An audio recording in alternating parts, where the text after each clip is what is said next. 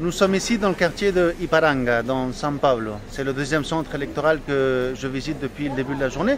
Jusqu'à présent, il n'y a aucun incident ici dans une élection qui a été marquée depuis le début par une certaine tonique de violence, surtout venant du président Bolsonaro et de ceux qui sont avec lui. Donc pour le moment, il est 2 h de l'après-midi, il n'y a aucun incident ici et la journée de votation au Brésil se passe sans aucun problème. Selon les numéros qui ont été donnés jusqu'au samedi soir, Lula est en tête depuis déjà beaucoup de mois. La grande question est s'il va pouvoir gagner au premier tour ou pas. Pour cela, il aurait besoin d'avoir plus de 50% de pourcentage de vote, ce qui n'est vraiment pas sûr. Et Bolsonaro, son aspiration, c'est de pouvoir arriver au second tour. Souvenons-nous que Bolsonaro a dit plusieurs fois que peut-être qu'il n'allait pas reconnaître les résultats électoraux. Donc il y a une certaine tension dans l'air pour voir quelle sera la réaction de Bolsonaro face à une possible défaite. En attendant que nous ayons les résultats, je vais vous montrer comment était la journée d'hier dans une grande activité qu'il y a eu en faveur de Lula da Silva dans les rues de São Paulo, qui a commencé à l'Avenida Paulista et qui a montré un peu quel est le soutien populaire que a toujours l'ex-président Lula da Silva et qui essaye maintenant de revenir au pouvoir après avoir été emprisonné pendant 580 jours.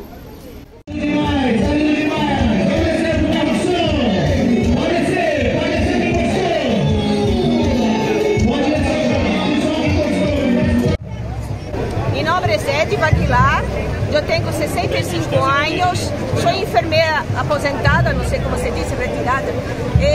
Sou sempre por lado dos representantes do povo.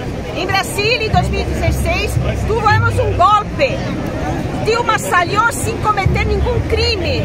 Entonces ahora tenemos que volver, porque Lula volviendo, volverá la democracia, volverá el respeto al povo, volverá las políticas públicas de inclusión.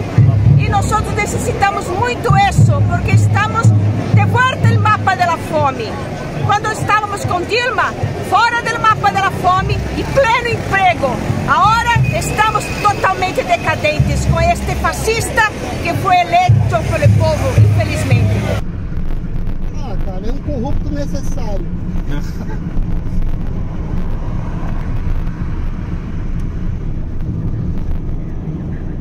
É um corrupto necessário para a situação atual.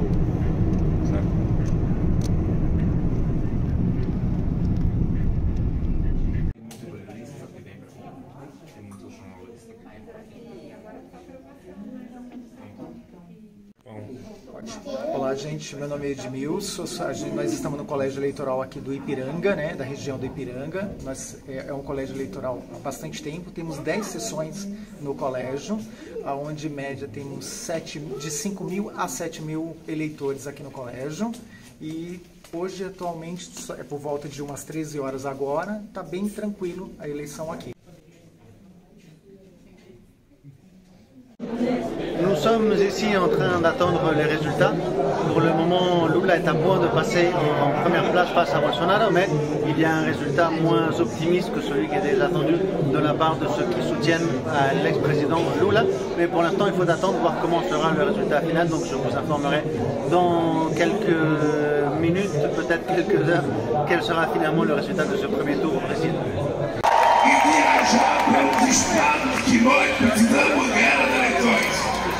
Porque eu tenho certeza absoluta que a justiça divina vai fazer com que mais uma vez a gente possa ganhar essas eleições para recuperar a dignidade do povo brasileiro.